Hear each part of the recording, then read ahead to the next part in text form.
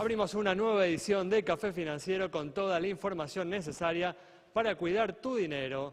Hoy vamos a hablar de seguros de salud, qué costo tiene y qué empresas ofrecen esta cobertura que en caso de enfermedad permite contar con una suma de dinero para complementar el plan médico que poseemos. Vamos también a repasar lo sucedido en los mercados de capitales y en el último bloque vamos a analizar, como siempre, las principales noticias económicas de estos últimos días con la visita del economista Adolfo Sturzenegger. Quédate con nosotros. Tras el siguiente intervalo vamos a regresar con todos estos temas y vamos a responder a todas tus consultas.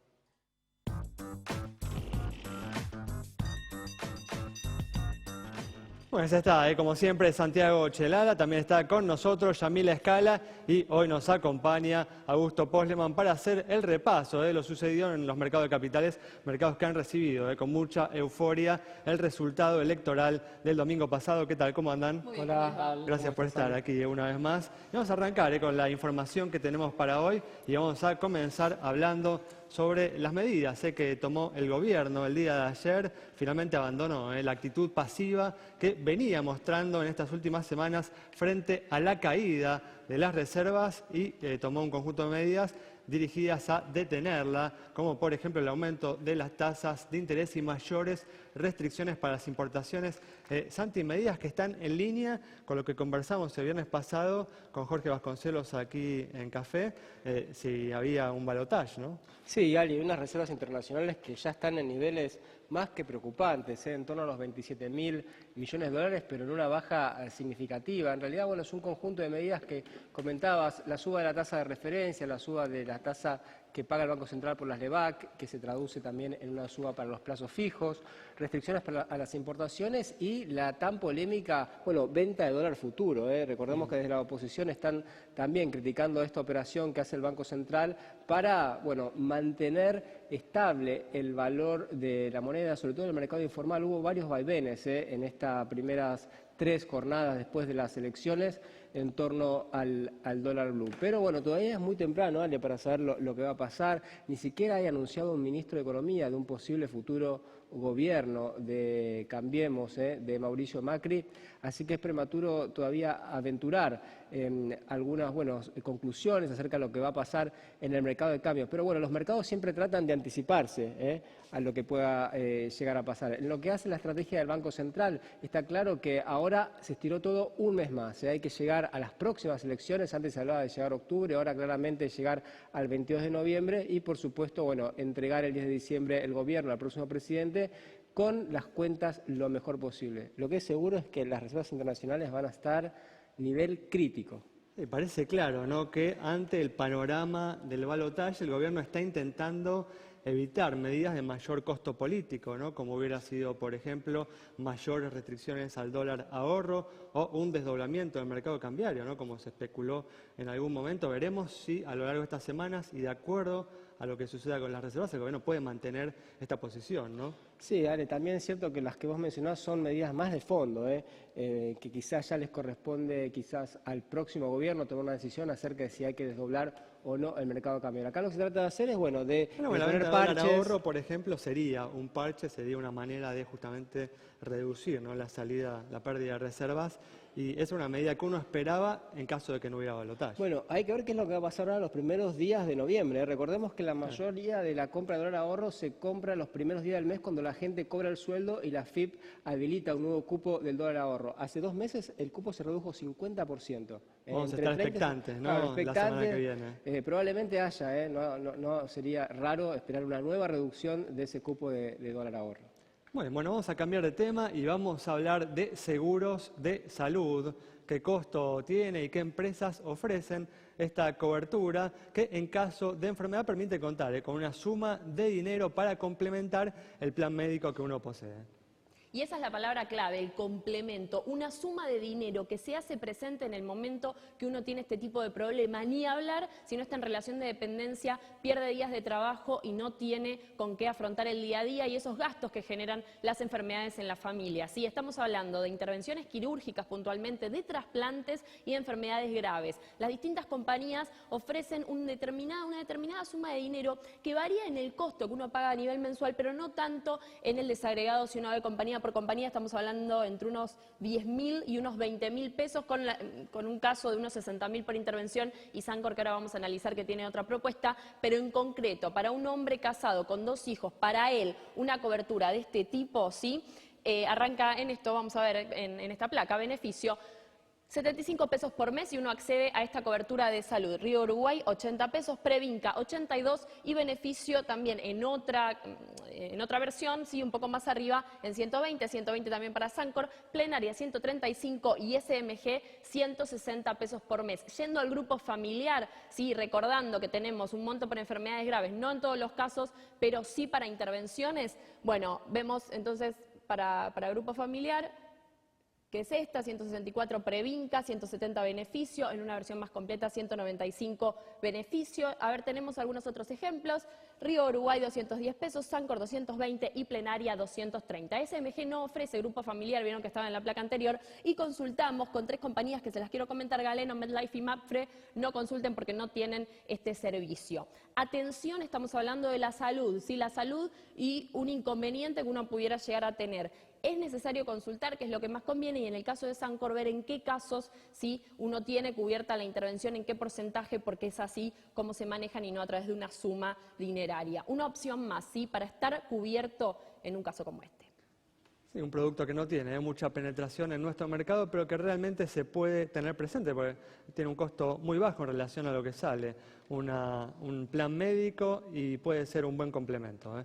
Muy bien, vamos a cambiar de tema y vamos a hablar, ¿no?, de esta semana de alegría, ¿no?, en el mercado local y también en los mercados internacionales donde se operan papeles argentinos, ¿no, Augusto? Sí, hoy, Diego, estuvimos en la semana ya en promedio, en lo que son las acciones, una suba, te diría, del 25, entre 25 y 30%, solo 3 días, digamos, es un número, sí, que nadie lo esperaba. Yo te diría que sorprendió a más de uno. Incluso en los bonos, si bien en los bonos en el día de martes tuvimos una pequeña corrección en pesos por una nueva norma del gobierno respecto a las tenencias de bonos en dólares de las compañías de seguros, Sí, las cuales se vieron obligadas. Justamente ese tema del viernes que viene. Exacto, se vieron obligadas a reducir una parte.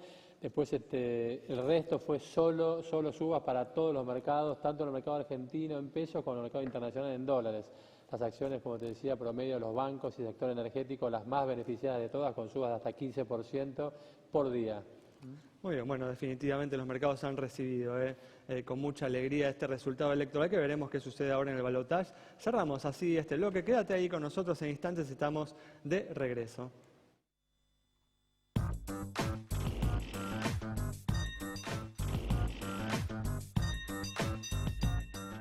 Bueno, estamos de regreso y vamos a comenzar, como hacemos siempre en este bloque, a responder a todas tus consultas. Tenemos, por ejemplo, la de Cristina sobre el nuevo Banco de Santa Fe. Para Cristina, entonces, vemos los números del nuevo Banco de Santa Fe, el agente financiero, por supuesto, de la provincia de Santa Fe. Aquí está, patrimonio 4.026 millones de pesos, depósitos por 17.160 millones y resultados positivos en el último ejercicio de 719 millones de pesos. Buenos indicadores de solvencia y también de liquidez, cara sonriente para el nuevo Banco de Santa Fe. Muy bien, las elecciones del domingo han dejado configurado un enfrentamiento cara a cara entre Daniel Scioli y Mauricio Macri por la presidencia.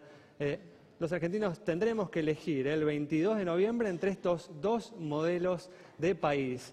Maite Peñoniori dialogó con la gente sobre esta importante disyuntiva.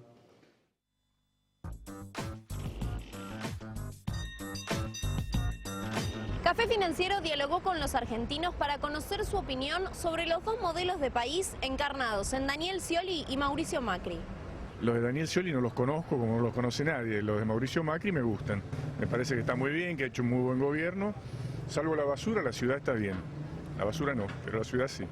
Me parece que no los hicieron muy claros, no hubo ninguno de los dos que hiciera una propuesta concisa sobre qué era lo que iba a hacer en economía. A mí no me interesa tanto el tema de Macri y Scioli, me interesa el tema de basta con el peronismo, basta con el clientelismo, con el populismo, es otra política, aires nuevos, espero, tengo fe, no sé. Porque me parece que es una esperanza de cambio, una esperanza de avance y de progreso, cosa que no así con Scioli, ya que la provincia, insisto, ha sido mal en los últimos 8 años. ¿Cree que va a ser más provechoso el desempeño económico de la Argentina en los próximos años en caso de que gane Mauricio Macri? Sí, estoy seguro de eso. Que va a ser mejor que el de Scioli, estoy seguro. Si nos va a ir bien, bueno, depende de muchas cosas, pero que seguro va a ser mejor con Macri que con Scioli, estoy seguro.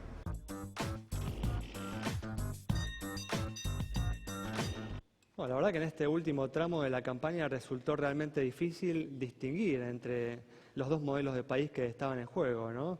Parecían realmente propuestas muy similares, definitivamente, ¿no? Y uno se ve obligado a usar la intuición, la especulación, para elegir justamente cuál es la mejor opción, ¿no? Una evidencia de la inmadurez, ¿no?, del sistema político argentino y posiblemente un condicionante, ¿no?, para la próxima administración. Sí, creo que le va a hacer muy bien, digamos, a la democracia argentina el debate que va a haber próximamente entre los dos candidatos, y tampoco estaría mal que Mauricio Macri adelante un poco su gabinete. Scioli ya dijo quiénes son sus ministros, varios de ellos, no así Cambiemos. Quizás eso también, para uno poder ir delineando o anticipando qué es lo que puede llegar a pasar. Sí, igual hay que decir que en las últimas horas el jefe de gabinete de Scioli salió a decir que posiblemente algunos de esos ministros pueden ser modificados.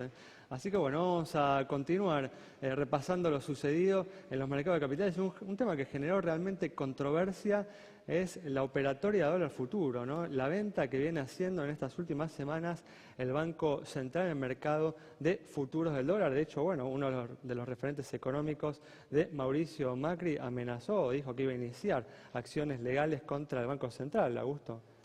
Sí, lo que pasa en ese mercado es que está siendo como poco transparente la participación que el Banco Central está teniendo dentro de ese mercado, porque cuando uno analiza los movimientos diarios de ese mercado, se ven fuertes participaciones del Banco Central en algunos momentos determinados y sobre todo por ahí 2 últimos 3 minutos del cierre del mercado, fuertes ventas tratando de marcar precios de cierre sin intervenir, digamos, homogénicamente durante el día o durante toda la jornada. Entonces es como que es bastante difícil de interpretar ese movimiento. Igual tenés algunos de los precios que se están registrando en ese mercado, porque de alguna manera si Prat Guy dice que el gobierno está subsidiando con esa venta de dólares a futuro a los operadores económicos, entonces porque él cree que en los distintos meses el dólar el año que viene va a estar mucho más alto que lo que se está operando hoy en día. ¿De qué valores estamos hablando? A junio, por ejemplo, que es una de las fechas más operadas, el precio es 11,50, de hecho el día miércoles cerró. A junio del año que viene, junio del 2016, 11,45 cerró en el día miércoles. O sea que Alfonso Prat Guy estaría esperando un valor muy por encima de esa. Puede ser eso una interpretación, ¿no? O puede ser que él esté pensando que si el dólar al cual uno accede libremente en la Argentina está más cerca de niveles de 13,50, usando el mecanismo de bonos, ese sea un valor más de referencia que 11,50, que es el que está vendiendo el Banco Central. Recordemos igual que la operatoria de venta de dólar futuro es algo que utilizan todos los bancos centrales del mundo, ¿no? Es una manera de regular también precios, sí. Muy bien. Bueno, vamos a cerrar este bloque respondiendo a una última consulta sobre la situación de una compañía de seguros. Para Matilde, que nos consultó sobre la situación de MetLife, esta empresa presenta estos indicadores. Activo 2.257 millones de pesos, pasivo 1.537 millones, patrimonio 719 millones, positivo el resultado de 205 millones de pesos, prima 1.725 millones e informa 616 juicios con indicadores que se condicen con los del promedio del mercado. Es que le otorgamos la luz verde para MetLife. Y recuerden, ¿sí? ¿Qué les voy a decir? @Café Financiero en Twitter, en Facebook también nos encuentran como Café Financiero. Acá lo tienen, nos escriben y les respondemos.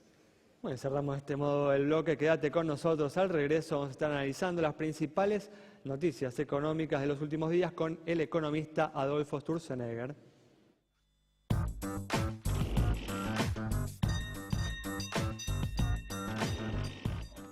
Bueno, ya estamos aquí con la presencia del economista Adolfo Sturzenegger para analizar las principales noticias económicas de estos últimos días. ¿Qué tal, Adolfo? ¿Cómo andás? Muy bien, gracias. Gracias por venir. No, no te... Bueno, hablábamos en el primer bloque que en estos últimos días el gobierno tomó un conjunto de medidas orientadas a detener la caída de las reservas del Banco Central. ¿Cómo estás viendo, bueno, justamente algunas de estas medidas, como mencionamos, el aumento de las tasas de interés y también las mayores restricciones para las importaciones? ¿Cómo estás viendo, Adolfo, estas medidas? ¿Crees que el gobierno, que le van a alcanzar al gobierno para lograr el objetivo que se propone con ellas? Sí, no, indudablemente que no. O sea, son medidas que menos que cosméticas, digamos.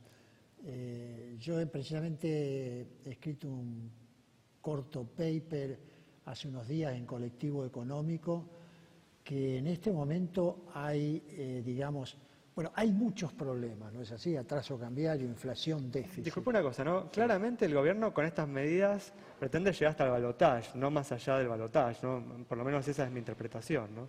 Sin duda, ese es el objetivo, llamémosle político, pero para nada, digamos, este tipo de medidas va a reducir la enorme corrida que está experimentando el país desde hace unos 6 meses aproximadamente contra las reservas del Banco Central. O sea, el tema es que si bien tenemos muchos problemas, yo estoy planteando que hay uno crucial, que es el que está generando a su vez dos consecuencias muy dañosas para la economía. Ese problema es el atraso cambiario. O sea, habiendo atraso, aparece en los operadores la expectativa devaluatoria. Y ni bien existe la expectativa devaluatoria, se retrae la oferta de dólares y se expande la demanda de dólares. O sea, se adelantan importaciones, se adelantan pagos de deudas con el exterior, se retrasan exportaciones, se estoquean productos de exportación, se dolarizan los portafolios. Entonces, todo eso genera un círculo vicioso de enorme entidad y para nada, digamos, subir 3 puntos o 2 puntos la tasa de interés puede quebrar ese círculo, digamos, de tremenda escasez de dólares, de expectativa devaluatoria y de contracción de la gran oferta de divisa y expansión de la demanda. Igual parece, digamos, que el problema igual hay que desglosarlo en etapas, ¿no? Posiblemente una etapa de aquí al 22 de noviembre, la segunda etapa del 22 de noviembre al 10 de diciembre, y después, bueno, al 10 de diciembre en adelante, ¿no? No, sin duda. O sea, acá, mirá, vos esta corrida tenés que pararla.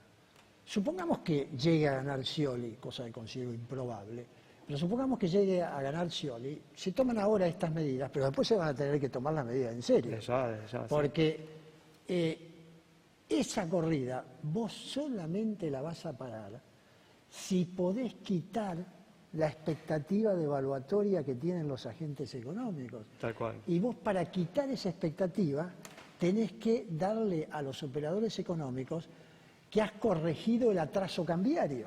Y eso no es sencillo. O que hay un plan para corregirlo, ¿no? Me imagino sí, también. Porque... pero fíjate vos, el tema es que vos podés proponer voluntarísticamente, voy a depreciar el valor real del peso para darle margen de acción y competitividad a los sectores de transables.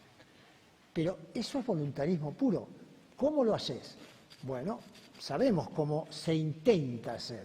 Se devalúa el tipo de cambio nominal o se lo deja deslizar a la devaluación nominal del peso, pero vos tenés una devaluación nominal, no es una devaluación real, una depreciación real.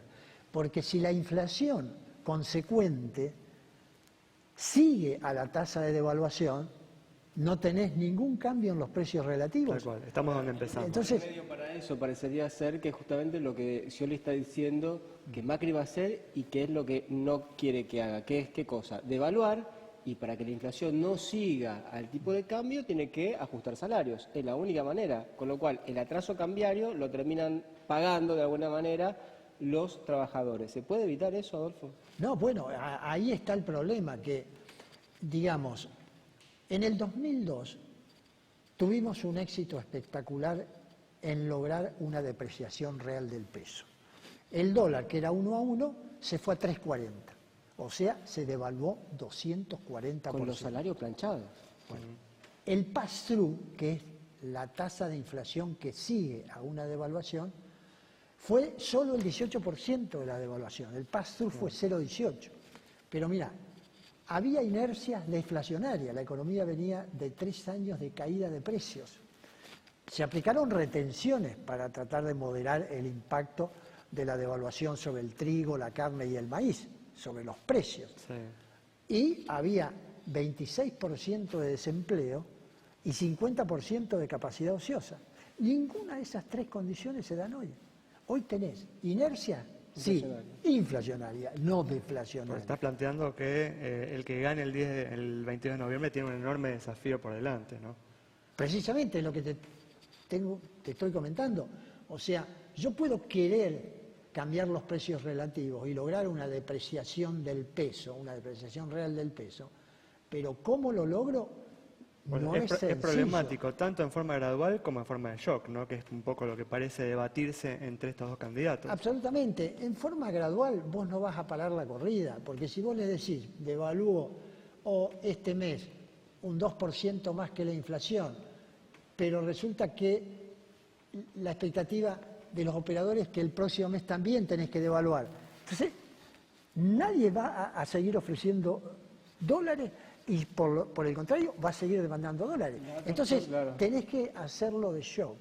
Yo lo que estoy proponiendo como una primera medida muy fácil de tomar y que le daría una plataforma mejor a la devaluación nominal y el intento de obtener una depreciación real, es eliminar, pero en forma absoluta, rápidamente, se hace con un decreto en 5 minutos, toda la discriminación antiagro que hay, toda.